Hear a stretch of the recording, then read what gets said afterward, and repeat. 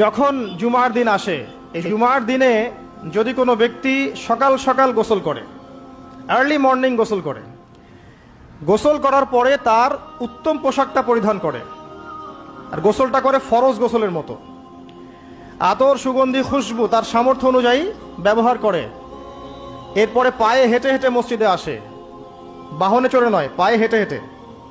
যদি আপনি অনেক দূরে থাকেন সেটা আলাদা কথা।